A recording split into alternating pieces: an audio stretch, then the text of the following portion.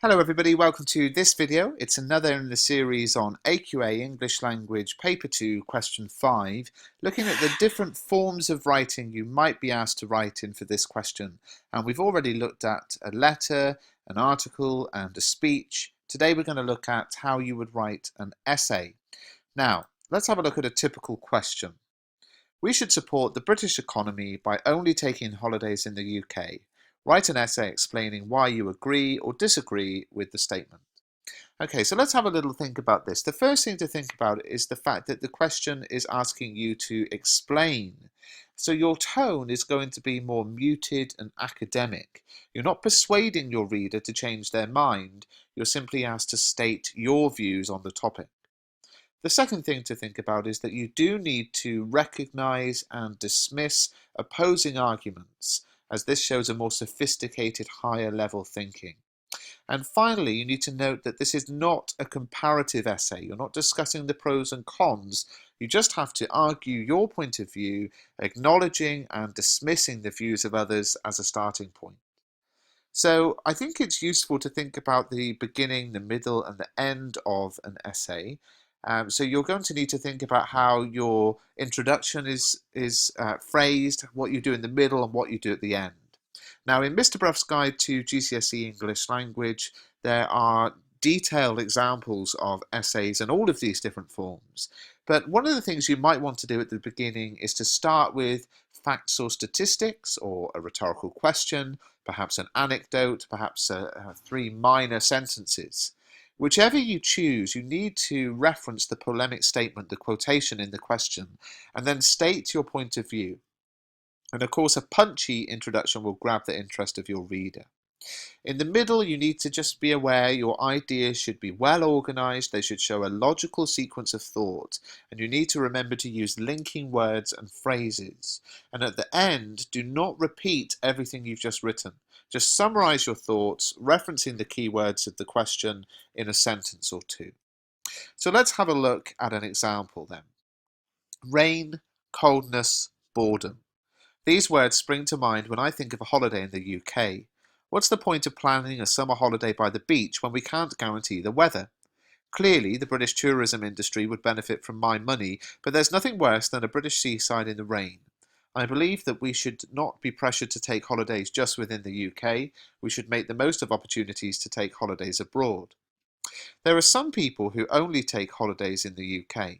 My 78-year-old grandmother, for example, has never been abroad in her life. She says, what's the point in going abroad when there are so many places to visit in country? This is a valid point. I can't claim to have visited the Orkney Islands and the Outer Hebrides. I will do one day. They're on my list, but there are just so many other places I want to visit first. I want to ride a camel to the Pyramid of Giza, trek in the amazing Amazon jungle, bask in the blazing sun of a beach in the Bahamas. Yes, there's a lot we can do in the UK, but there's also a lot we can do elsewhere. I need to stress that I'm not unpatriotic.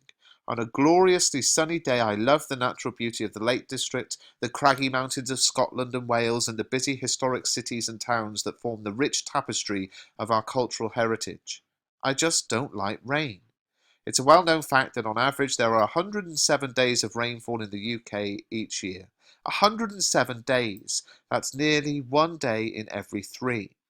That's a third of my life. I spend so much of my time shivering in school or huddled against the gas fire at home in our tiny flat that I dream of being somewhere sunny. Surely I have the right to look forward to a holiday in a hot country. Furthermore, we all know that after Brexit, the UK will become more isolated from mainland Europe.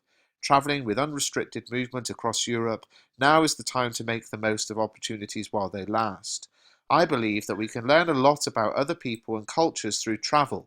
I believe that travel broadens the mind. I was hoping to cut costs and do my degree in a European university. Unfortunately, that won't be happening anymore. So, excited and passionate about foreign travel, I shall close my ears to those who think I should stay in the UK. I intend to go backpacking around Europe this summer. I'm going to practice my French and German, which I'm hoping to study at university, and most of all, I'm going to enjoy the sun. So let's just think about this as an essay. Unlike the letter, unlike the article, unlike the speech, it doesn't have these particular headings or subheadings or addresses, or it doesn't have to reference the listener. It's just a presentation of ideas, and the key things, and I think this is worth pointing out again, is that you want to have a snappy introduction, have well organized sequenced ideas, don't repeat everything that you've written, and be aware of those points that I mentioned at the beginning, that if you are asked to explain, then you're not going to have this kind of argumentative tone. It's just going to be presenting your views. You can think about the opposite point of view because that is always useful, but you're not arguing against them. You're just presenting your views, acknowledging and dismissing the views of others as a starting point. If you found this video useful, please do subscribe to the channel.